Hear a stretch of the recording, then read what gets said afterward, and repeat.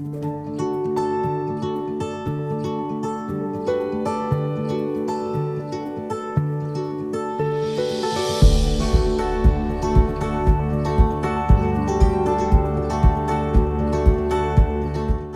vais débuter, donc j'ai décidé d'appeler mon intervention Science et vérité parlante. Alors ce titre qui peut sembler un petit peu ambigu fait suite notamment à des choses qui ont pu m'interpeller parfois dans la crise Covid, où parfois l'argument c'est scientifique pouvait être évoqué de façon un petit peu péremptoire. Comme si voilà, il venait un peu couper court au débat. Et donc, Vérité parlante fait référence à un intitulé d'un article qui a été écrit par un psychanalyste. Moi, la vérité, je parle, puisque le propre de la vérité, avant tout, c'est de parler. Voilà, de faire parler et de parler. Alors, la science, pour rappel, elle est d'abord une réponse à la contingence de l'existence et à l'angoisse que connaît l'être humain face à l'existence. C'est-à-dire que c'est une réponse qu'on trouve de façon parallèle à différents courants spiritualistes ou à la religion. Donc, elle est convoquée essentiellement aussi dans cette place qui est la valeur prédictive qu'elle peut avoir apportée à l'homme, dans ce qui peut advenir. Et voilà, alors j'ai mis en un petit schéma, là, le système de Ptolémée que j'aime souvent présenter parce que donc c'est le modèle géocentrique. Et il faut savoir que le modèle de Ptolémée donc était un modèle qui était faux en soi, un modèle géocentrique. Donc on voit les planètes finalement qui elles aussi tournent autour d'un axe. Le modèle est faux, mais pourtant toutes les prédictions étaient justes. Voilà, donc ce qui nous invite un petit peu à l'humilité.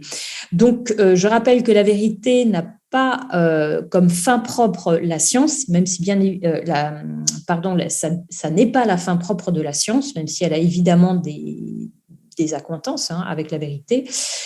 Et bien évidemment, à l'origine de toute science, il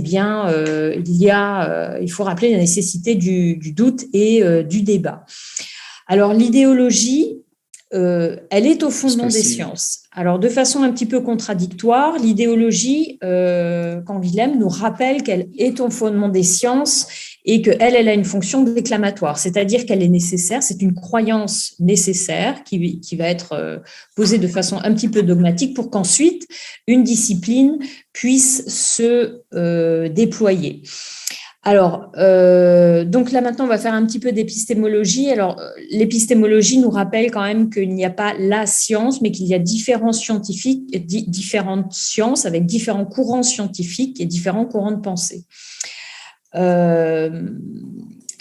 La philosophie répond à cette question, enfin, elle se questionne dans tous les cas sur ce qu'est la réalité.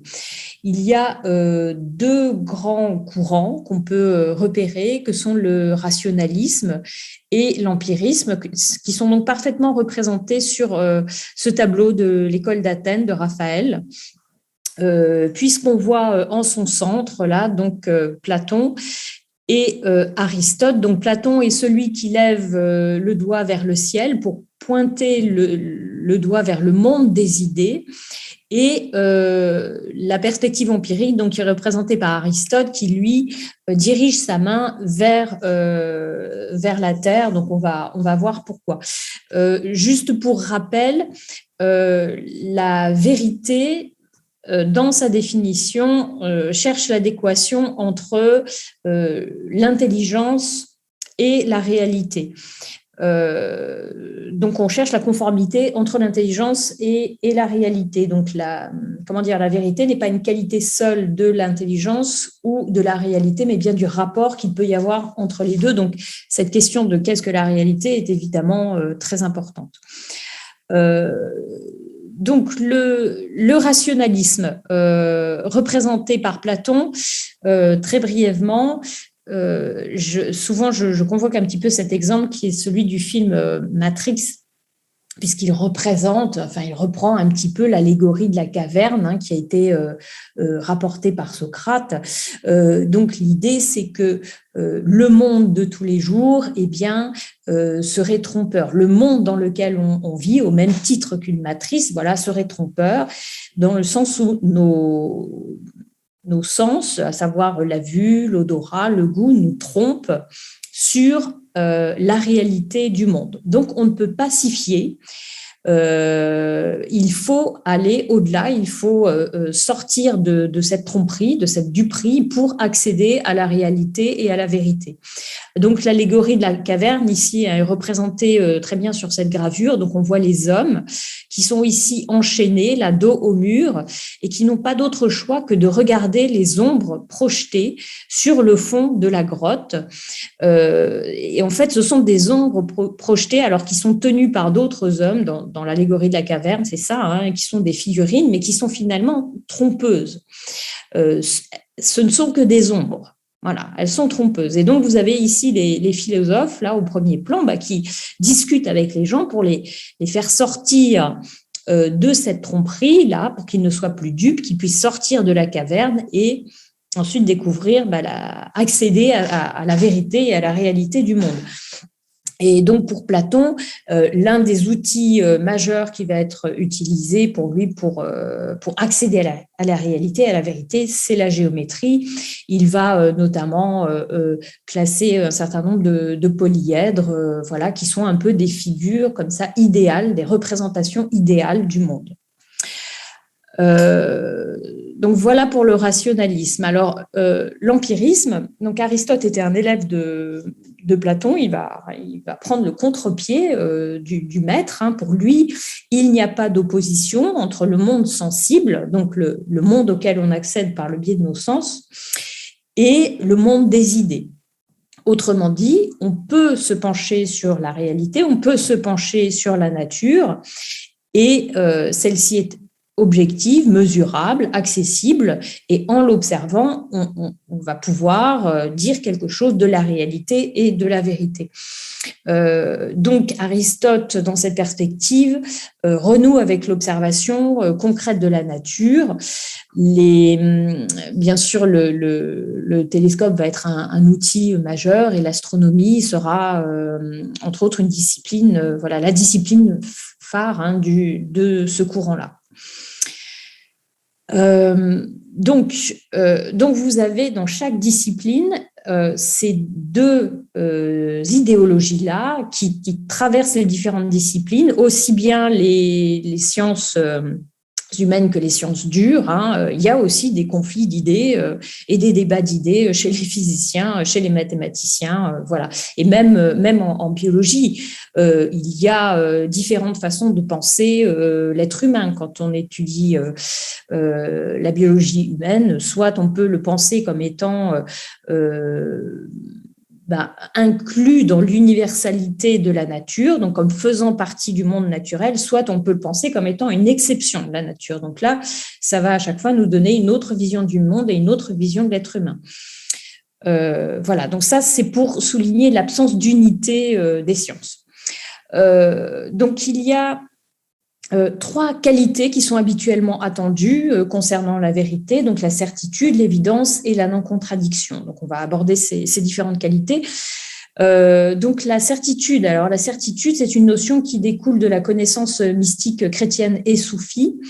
Et la certitude se révèle avant tout dans l'expérience. Donc, c'est une notion qui dépasse la raison.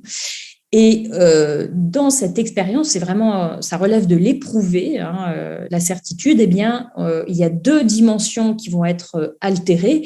C'est la notion du temps et la notion de l'espace, puisque la certitude est toujours présente, quel que soit le lieu dans lequel vous vous trouvez, ou quel que soit, voilà, elle est hors temps et hors espace. Donc Einstein, qui se décrivait lui-même comme un rationaliste croyant, souligne la nécessité de la certitude. Donc, pour lui, il reprend cet aspect, savoir que le langage scientifique dépend de la clarté des concepts, même si les axiomes sont des créations. Donc, les axiomes d'Euclide, qui sont au nombre de 5, si je me souviens bien, sont des créations, c'est-à-dire ce sont des postulats qui sont posés comme tels et qui, à partir des postulats posés, permettent de faire de la géométrie euclidienne. Donc, il faut s'entendre sur ce que c'est qu'une droite, sur ce que c'est qu'un point. Évidemment, quand la topologie va arriver, ça va venir un petit peu remettre un petit peu tout ça au débat, puisque la topologie relève donc d'une géométrie qui n'est pas euclidienne, et la définition de la droite ou du point va finalement dépendre du discours, on va dire du discours environnant. Donc, à partir de là, vous pouvez avoir plusieurs élaborations théoriques pour un seul fait. Aristote, alors il rappelait habituellement que le faux ne peut pas se déduire du vrai, mais le vrai peut aussi bien découler du faux comme du vrai. On l'a vu tout à l'heure avec le modèle de Ptolémée, voilà, qui était faux, mais qui était pourtant tout à fait juste dans ses prédictions. Donc on voit là, Saffouin le rappelle, hein, une des limites de l'expérimentation. Alors, maintenant, deuxième critère, l'évidence. L'évidence provient de la spéculation philosophique. Alors, la scolastique, d'ailleurs, elle-même, alors qui essayait de concilier la foi et la raison, elle a été rejetée en son temps, justement parce qu'elle était jugée trop spéculative et elle va être abandonnée avec l'arrivée du XVIe siècle et du siècle donc des Lumières, où la réalité va être objectivée. Et à partir du moment où la réalité est objectivée, elle devient accessible. Donc, avec le siècle des Lumières, on va observer une véritable séparation, dissociation entre la philosophie et la science, ce qui n'a pas, ce qui peut avoir aussi des conséquences pas toujours très heureuses, parce que la philosophie associée aux sciences, en tous les cas, c'est ce que l'épistémologie va nous rappeler quand même, nous rappelle que les sciences sont drainées par des courants de pensée. Donc c'est Galilée qui va nous faire entrer dans ce siècle des Lumières, puisqu'il va formuler le premier invariant scientifique d'expression mathématique. Il va parfaitement comprendre d'ailleurs, Galilée, comment il doit supprimer quelque chose du vivant, il va saisir comment il va infléchir l'épistémologie de son temps. Il va devoir supprimer le vivant du monde, de ce qu'il observe du monde, puisque les planètes, à partir des lois, de la loi donc de l'inertie qu'il écrit, eh bien, les planètes reviennent toujours au même point et sont comme ça constituées dans une sorte d'immobilisme. C'est le monde minéral, quoi. C'est pas très vivant. Donc, la variation, on va dire, est évacuée, évidemment. Alors, je me permets du coup de faire un petit point sur l'évidence-based medicine, qui a quand même été un petit peu détournée là, lors de cette crise sanitaire. Alors, à travers plusieurs aspects. D'une part, parce que le savoir statistique a été souvent considéré comme venant décrire de façon objective la réalité, c'est-à-dire qu'on a observé une véritable réduction de la réalité aux chiffres, ce qui bien évidemment interroge. Une réduction également de l'acte de production du savoir à la méthodologie, où là vraiment ce qui a fait figure d'arguments imparables, c'était les essais cliniques contrôlés, randomisés en double aveugle, et où finalement les études observationnelles n'avaient plus d'importance, alors que l'évidence-based medicine reconnaît l'importance des études observationnelles. Elles ne sont pas exclues des méta-analyses qui sont faites. Et donc Berrios souligne comment parfois le collage entre la statistique et la réalité peut créer un sentiment d'irréalité chez le chercheur qui produit le savoir scientifique. Donc, on a eu affaire, là, beaucoup, lors de cette crise statistique, à une nouvelle rhétorique qui viendrait un peu exclure le savoir-faire clinique. C'est-à-dire que ça devient une sorte de rationalité abstraite, hein, comme le pouvait critiquer Bachelard. Donc, il faut toujours se rappeler quand même d'où parle le chercheur. Un chercheur a des velléités de carrière, il a des projets de recherche à mener, il appartient à un courant de pensée, il a des projets de recherche à financer. Enfin bon, donc il n'est pas exempt, évidemment, de toutes ces influences. Troisième qualité attendue de la vérité, donc la non-contradiction. Avec cette qualité, l'idée, c'est que deux propositions contradictoires ne peuvent pas être fausses ou vraies en même temps. Donc, c'est un héritage de l'empirico-rationalisme. Alors, Karl Popper va ouvrir une troisième voie. Il va souligner plutôt la nécessité de la contradiction d'une théorie par le fait qu'il est donc impossible de prouver sa justesse. Et il va donc remplacer la vérification par la falsification. Voilà. Pour qu'une théorie soit juste, il faut qu'elle puisse être falsifiée. Alors, c'est un modèle, Popper a été un petit peu malmené, hein, il a été critiqué. Feyerabend va être l'un des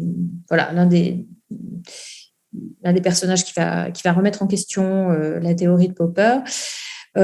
Pour lui, donc même lorsque les prédictions sont erronées, ce qu'il peut observer, c'est que la communauté scientifique n'abandonne pas facilement la connaissance. Et elle peut même s'accrocher longtemps à certains prédicats, et que le fait de s'accrocher à certains prédicats sans y renoncer, ça peut parfois conduire à des créations qui sont plutôt fructueuses.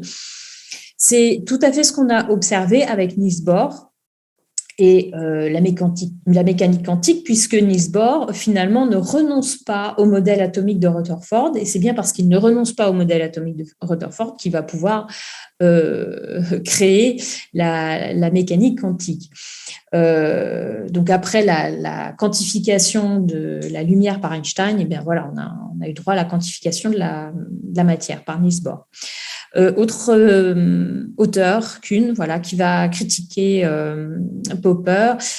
Donc, lui, ce qu'il observe de façon concrète, c'est que finalement, l'évolution dans les sciences n'intervient pas avec la falsification. Il souligne également le fait qu'il n'y a pas de progrès dans les sciences, mais qu'on observe plutôt des changements de paradigme, donc des ruptures de courants de pensée. Donc, je trouve que c'est un apport assez intéressant, puisque ça souligne la pluralité des voix et donc finalement l'humilité qu'on doit observer même par rapport à nos ancêtres. Voilà, est-ce qu'ils ont pu énoncer au regard du savoir scientifique. Ça souligne également le conflit qu'il peut y avoir entre l'objectivité du savoir et également les valeurs du vivant humain.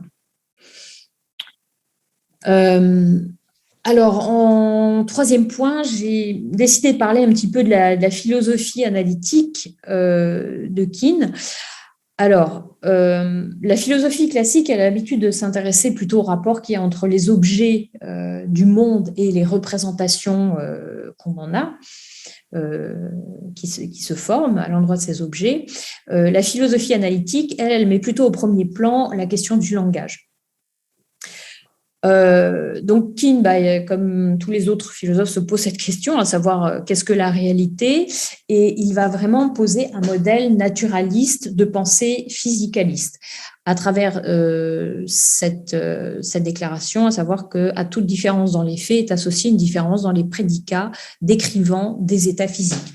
Donc, pour lui, il y a vraiment un parallélisme strict entre les prédicats énoncés par une science et les mouvements de la nature, donc les changements observés dans la nature.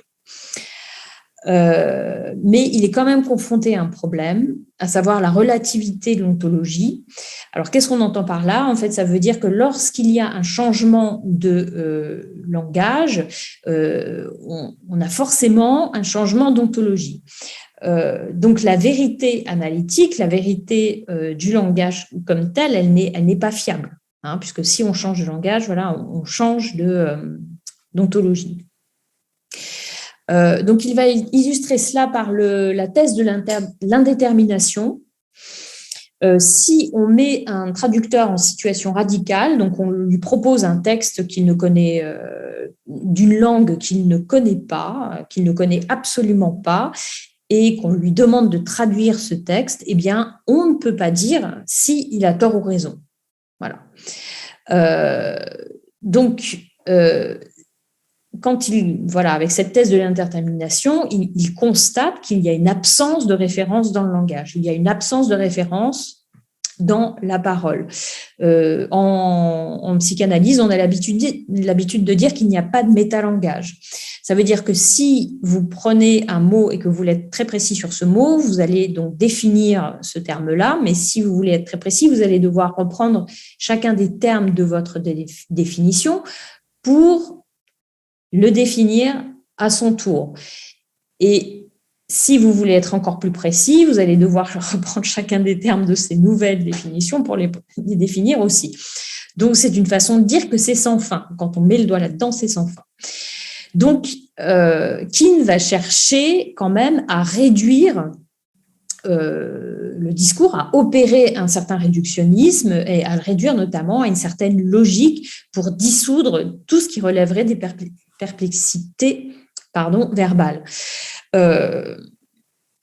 Pour remplacer l'équivoque, puisque le propre du langage, c'est d'être équivoque. Hein. Voilà, quand on se parle, souvent, voilà, j'énonce là des choses, peut-être que vous allez en saisir un certain nombre, mais pas toutes, ou pas forcément de la façon dont moi j'ai voulu le dire, vous allez l'entendre différemment. Enfin bon, voilà, ça c'est une propriété qui est propre au langage. Et donc, Kuhn veut remplacer l'équivoque par la certitude. Donc, il va, par exemple, supprimer les intentions. Les termes tels que croire que, dire que, penser que, désirer que, doivent être supprimés pour éviter cet équivoque. Donc, évidemment, ça pose un problème puisque un chercheur, il a aussi des croyances, il va penser certaines choses, il va désirer certaines choses. Donc, on voit bien que dans cette épistémologie-là que nous propose Kuhn, eh bien, d'une certaine façon, il enlève ce qu'il y a d'humain chez l'homme, hein, quelque chose comme ça. Donc, le naturalisme naturalise l'humain, c'est-à-dire que la production de la connaissance et la connaissance elle-même ne sont plus séparées, c'est-à-dire que l'acte de production des connaissances n'est plus interrogé comme tel. Donc, Kuhn, d'une certaine façon, naturalise l'épistémologie. Hein, on voit bien que l'homme et l'environnement ne font plus qu'un. Voilà. Alors, un dernier point sur l'angoisse. Donc, l'angoisse qui est à l'origine de la science, hein, puisque on a vu rapidement en introduction, c'est voilà, la science vient d'abord répondre à la contingence de l'existence humaine. Alors, il y a des métiers impossibles qui sont considérés comme tels, notamment par les psychanalystes, donc enseigner, gouverner, psychanalyser. Et Lacan va en ajouter un, le fait d'être savant, d'être scientifique. C'est une position impossible à tenir, et notamment par la dimension d'angoisse aussi qu'inclut la production de la science en elle-même. Donc, on attend habituellement, Weber nous le rappelle, on attend habituellement du savant qu'il soit indifférent au savoir qu'il produit, ce qui n'est pas possible en soi. Il y a un certain nombre de drames subjectifs qui viennent un petit peu illustrer ça, hein, avec les décompensations, où parfois certains chercheurs ont sombré dans la folie après les découvertes. Voilà, alors ces drames subjectifs, vous avez, pour n'en citer que quelques-uns ici, Meyer, Cantor, Dirac, Gödel, Grothendieck. Bon, voilà. Alors, donc plutôt que de rejeter cette angoisse-là, qui est parfois d'ailleurs, comment dire, Devereux nous expliquer que dans la façon dont parfois le scientifique faisait avec cette angoisse pour la contrer, eh bien, il pouvait avoir recours comme ça de façon massive à la méthodologie pour s'en protéger. Hein. Donc, ce qu'on peut proposer aussi ici, c'est qu'au lieu de la rejeter, il faut plutôt l'accueillir, faire avec, voilà, pouvoir supporter quelque chose de l'angoisse pour faire de la science. Donc, pour conclure, de nos jours, on observe un empirisme et un réductionnisme quand même assez envahissant dans les sciences d'une façon générale, hein, qu'elles soient, ce soit des sciences dures ou les sciences humaines, avec un certain repli sur la méthodologie. Il y a parfois un culte de l'objectivité dans la production scientifique où le chercheur est considéré comme un homme-machine et où certains résultats ne seraient pas remis comme ça en discussion, au débat. Parce que la méthodologie est jugée comme étant fiable et donc, voilà, donc non discutable, les résultats non discutables. La quantité est privilégiée sur la qualité et du coup, la réalité elle-même est chosifiée, est découpée, elle devient quantifiable. Parfois un manque d'humilité, hein, où là aussi le chiffre viendrait dire quelque chose de la vérité. Il n'y aurait plus de distance entre la carte et le territoire. Donc la carte, c'est ce que produit le scientifique, voilà, et les territoires. Il y a toujours une distance entre les deux. Il y a toujours une distance entre les Vosges, quand vous êtes dans les Vosges, et la carte des Vosges. Hein, voilà. L'immédiateté. Ça, c'est un des autres effets de ce réductionnisme, au détriment de la temporalité qui est nécessaire aux sciences, puisque le propre de la vérité, c'est de résister au temps. Donc, on a besoin du temps de la découverte et du temps de la justification. Hein. Et donc, une chosification, on observe aussi une chosification du réel, où le corps va être réduit à l'organisme. L'organisme, voilà, dont s'occupe la médecine, et le corps, on va dire que c'est le corps tel que nous, on le connaît, enfin l'individu lambda le connaît dans sa vie de tous les jours, voilà, avec un découpage qui est bien évidemment différent de celui de la médecine. Cette chosification, on l'observe aussi où la pensée va être réduite au neurologique, hein, un petit peu comme si le cerveau produisait de la pensée au même titre que le foie produit de la bile. Et une image, donc, il l'emporte également sur la parole, donc avec un recours massif au tableau statistique, aux courbes, à la modélisation. Alors, je voulais juste faire un petit point, là, il y a Langevin et Starr, donc deux ingénieurs polytechniciens qui ont proposé une évaluation rétrospective des modèles qui avaient été produits là durant la crise sanitaire pour prendre un certain nombre de décisions politiques. Donc, il y a différents scénarios. Alors, la modélisation en épidémiologie est un exercice extrêmement compliqué, hein, évidemment, mais on voit bien quand même le problème que peut poser cette modélisation, qui d'ailleurs, la modélisation comme telle a un niveau de preuve très faible, hein, c'est reconnu comme tel par l'HAS. C'est parfois un peu surprenant que ça puisse être comme ça, être utilisé de façon massive pour prendre des décisions politiques majeures qui impliquent tout un pays, plusieurs pays. Donc, là, sur les différents scénarios, par exemple, le nombre d'admissions journalières à l'hôpital, donc on voit bien, il y a différents scénarios qui sont dessinés. Là, on voit bien quand même un petit peu comme les chercheurs sont perdus, puisque entre le minima et le maxima, il y a une différence telle qui est bien au-delà des valeurs habituellement admises. C'est-à-dire que entre la médiane et le minima et le maxima, on doit avoir une différence de plus ou moins 10%. Là, on n'est pas du tout dans les clous. Et quand Voilà, donc Langevin et Stark reprennent ces modèles pour les comparer à la réalité. On voit bien que la réalité est bien en deçà. Et évidemment, les décideurs, eux, quand ils ont des modèles comme ceux-ci entre les mains, eh bien, ils envisagent le scénario le plus dramatique. Voilà, là, on a un autre modèle sur les admissions journalières à l'hôpital. Donc là, un modèle de l'Institut Pasteur avec, on le voit, une surestimation à 40%. Voilà, là, ces admissions journalières en soins critiques, une surestimation à 45%. Bon, moi, je vous conseille d'aller consulter leur site Internet. Voilà, ils reprennent plus d'une dizaine de modèles. Voilà. Voilà, je m'arrête là. Merci pour votre attention.